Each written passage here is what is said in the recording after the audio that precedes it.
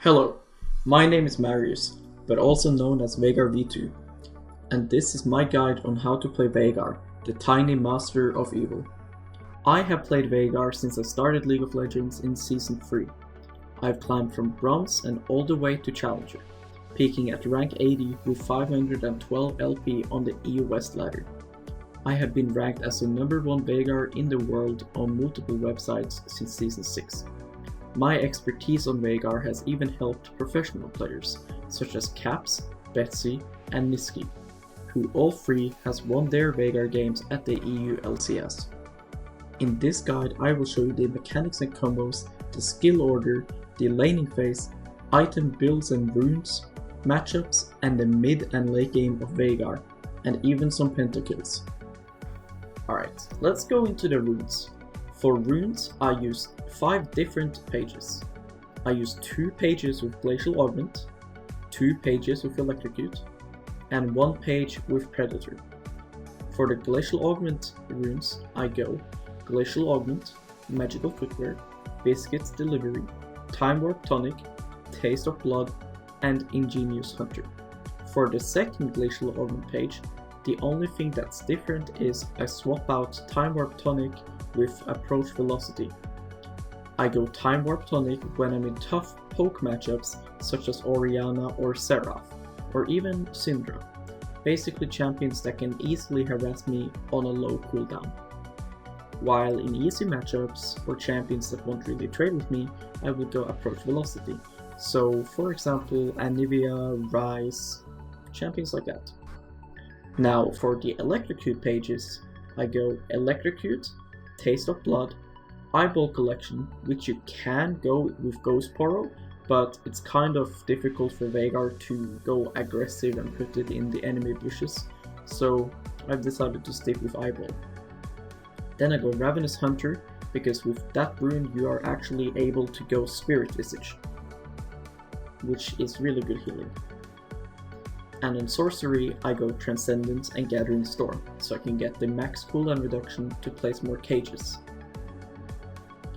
On my second Electrocute page, the only thing that changes is I swap out Sorcery for Resolve. So in Resolve I go Overgrowth and Bone Plating. The reason for this is because I will only go this rune page in really hard matchups, such as LeBlanc or Fizz, which I will go Abyssal Mask first item, therefore I'm going Overgrowth instead of Chrysolysis because it's gonna outscale it really quickly. Then my last page is Predator. I go Predator, Taste of Blood, Eyeball Collection, Ingenious Hunter, Celerity, and Gathering Storm. The reason for this is because with Predator, my build allows me to get max CDR without me going Transcendence, and Celerity benefits a lot from having Predator. Nothing changes with this Predator page, I keep it the exact same way every single time, and I use it if I'm confident in my roaming capabilities in the matchup, or if I'm playing in really low elo, or if I'm duo queue with my jungler or something like that. For my Glacial Augment build, I will start Doran's Ring or Corruption Potion. If I have Time Warp Tonic, I will start Corruption Potion. If I have Approach Velocity, I will start Doran's Ring. For my first item, I go GLP. The second item is my boots, which is either cooldown reduction boots or sorcery boots. If I go sorcery boots, I will go Banshees, and if I go CDR boots, I will go Morellos. The reason for this is because if I go Morellos, I'm giving up a spot where I can have CDR item. So therefore I need a CDR boot so I can cap my CD. And if I go Sorcerer boots, I'm losing the 10% CD from the CD boots, so then I need Banshees or Sonyas. For my second item, except for my boots, is Twin Shadows. Then my Glacial Augment is completed, so then I will go either Rabadons or Void Staff depending on the magic resist of the enemy or how much AP I have. My fourth item is again either Rabadons or Void Staff depending on which one I didn't get as my third item. Then my last item will be either Sonyas, Banshees or Morellos, depending on the game and depending on my boots. These 3 items you should get figured out by the time you've completed your GLP, so you should know which one you'll need so you know what boots to get. So if they have ultis that are worth to Sonya's, for example Nocturne ulti, Zed ult, Syndra ult, Fizz ult, then you should get Sonya's. If they have stuff that relies on hitting you for long range skill shots, such as Blitzcrank pull, then you should consider getting Banshees. If they have stuff like Vladimir, or Swain, or like a heal comp, you should get Morellos.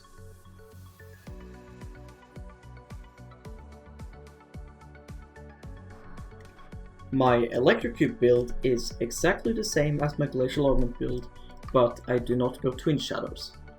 I go GLP, Sorcerer Shoes, into Morellos, where I go the Oblivion Orb first, because Magic Pen is so important in this build because it helps boost your Electrocute damage as well.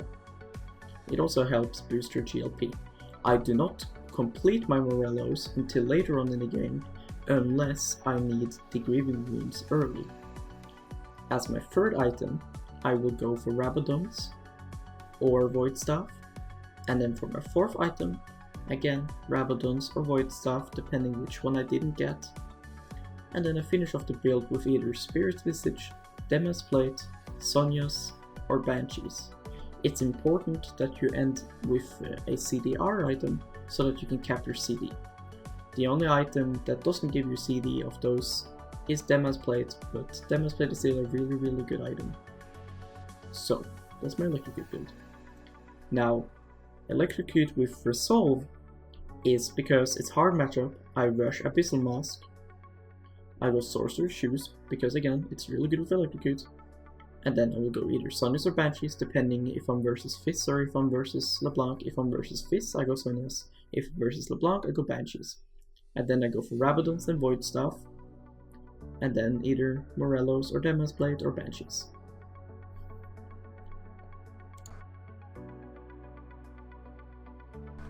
My last build is for Predator Veigar. Again, I go GLP, and then I will either go Mobility Boots, CDR Boots, or Sorcerer Boots. Then I will go for Banshees, because having Banshees early with Predator will allow you to use your Predator and then walk up to Cage without getting one-shotted or hit by a skill shot.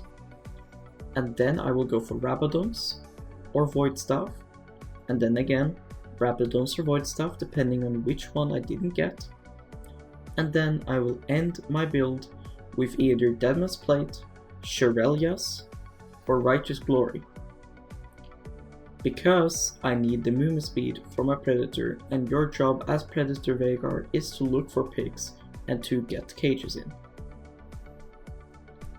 For situational items for all these builds is Mercury Boots, or Ninja Tabbies, or Swiftness Boots.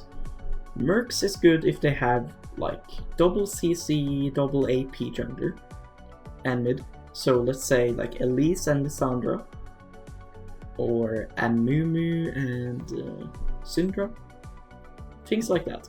Ninja Tabbies is really good against full AD, or if they have like an ADC jungle and an ADC bot lane. And Swiftness Boots is good against a lot of slows, so Anivia, Nasus, things like that. Lichbane is good if you need to split push, or if you're gonna TP in and end the game, because Veigar can actually 2-hit turrets with Lichbane. And it's also good if they have like full tanks and you have tanks, so it's easy for you to keep on auto-attacking. Randuin's Omen is good if they're full AD and they have like stuff like Yasuo. Protobelt is good if you're snowballing early or if you're support. Mage Eyes if you're snowballing. Gwyn's Rage Blade is fine if you have a beefy frontline and they have a beefy frontline. Because of the percentage AP that Veigar gets, you can actually build up over 200 AP from this item. And then Nashor's Tooth is also good if you're going to Gwyn's build. QSS against Malzahar. Warmogs if you're going Overgrowth and you're against Seraph, because the poke, then you just heal back up. Spirit Visage if you have fully stacked Ravenous Hunter. Adaptive Helm against stuff like Anivia or Katarina. and then you can go Frozen Heart if you're against full AD and you need a CDR. You can also go Hex Drinker Veigar if you're against Fizz, and it's like later on in the game. For my skill order, I start the game with Q, level 2 I do W, level 3 I do Q, and level 4 I do E. Then I max my Q, and at level 8 I put a second point in W, then I start to max E when my Q is maxed out. So at level 9 I will have 2 points in my W, 1 point in my E, and my Q will be maxed. Then at level 14 my stun will be maxed, and at level 18 my W will be maxed. I put a point in my ulti every single time I have the opportunity to. The reason why I put 2 points in W before I start maxing my stun is because with 2 points in W I have the choice to one-shot the ranged minions, and I can set up my W so I can instantly Q the melee minions later on without needing to auto-attack them. If you were to have 1 point in W, you would need to auto-attack the ranged and you would need to auto-attack the melees for a long period of the game. Veigar isn't a mechanically advanced champion like Yasuo or Riven, but he does have a lot more animation cancels and mechanics than what most mages have. So you have stuff like Q Flash, you have invisible stunts, you have some cage interactions, and I will show all of these here.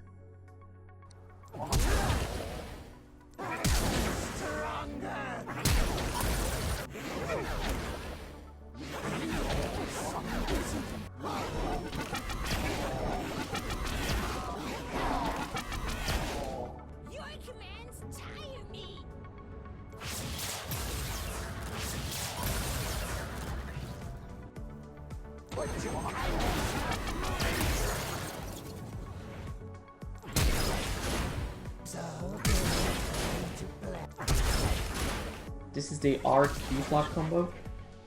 The reason why it's useful is because your Q hits the target before your ulti does. It may take some practice because you're probably not used to doing it, and if you do it incorrectly, the R will come in melee range with the Q, and it's gonna hit before the Q does, and then it's a useless combo. You can actually use Veigar's stun very well around terrain. This first example shows how I stun a little bit more than the middle of the wall, and what that does is it pushes Jarvan back from where he tried to EQ. So as you can see, he EQs and then he gets pushed back to where he started from. So there are certain spots on the map where Veigar can make his cage invisible for the enemy. For the Veigar, it will always be visible. So in this example, I'm with a friend in a custom game. My friend casts his cage near the wall, and I can only see the animation. I cannot see the start of the cage, and I cannot see the edges of the cage. I cannot see anything. So this is good if you're being chased. It's good if you are casting your stuns inside walls. It's good when there's like Baron fights. It's just really good to know in general, because when you know these spots on the map, which you can easily find out just playing customs with your friends, when you learn those, you can really abuse this to your advantage. So in this matchup, I'm against Twisted Fate. Twisted Fate wants to push me in early and try to get his level 6 and roam.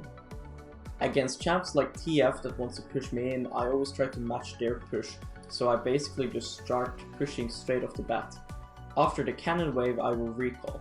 So this clip shows me against TF when I'm basically just pushing the first 2 waves just as hard as Veigar can. I don't mind if he pokes me or anything like that, because I'm going to recall after the cannon wave anyways. This clip only shows 2 waves, but you get the idea. If I was against an assassin, I would try to poke them with my Q, and if they're melee, try to poke them with auto attacks. and freeze in front of my turret, because that way they can't just one-shot me. Against assassins it's also important that you recall early, but you don't need to recall as often. You could recall at like level 5. You just need to make sure you recall before they hit level 6. So now I'm almost done with the second wave, and as you can see I'm pushing a little bit faster than Twisted Fate.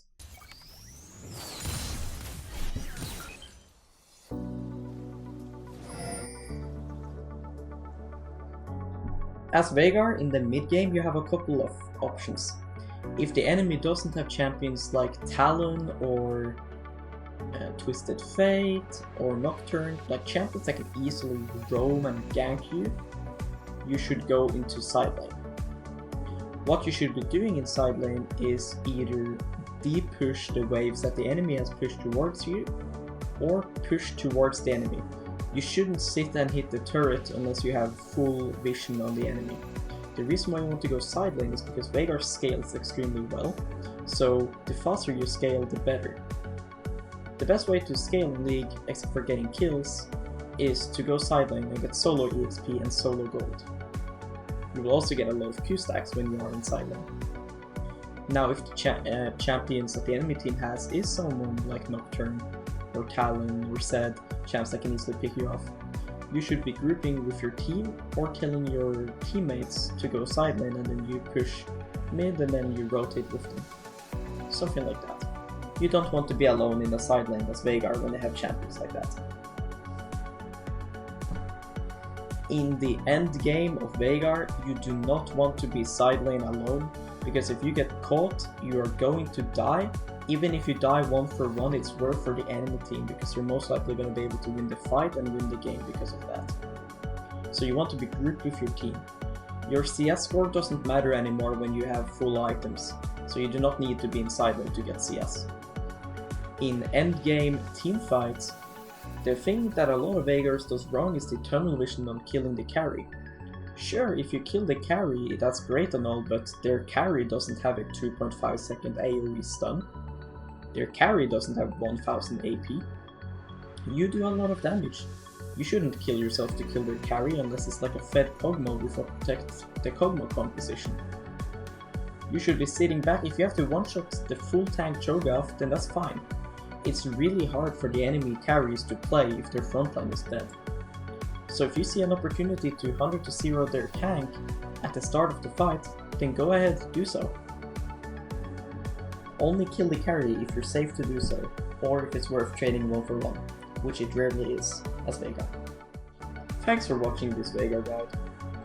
Please leave your thoughts in the comments below. My editor is Ling, and I want to give a huge shout out to him for helping me make this.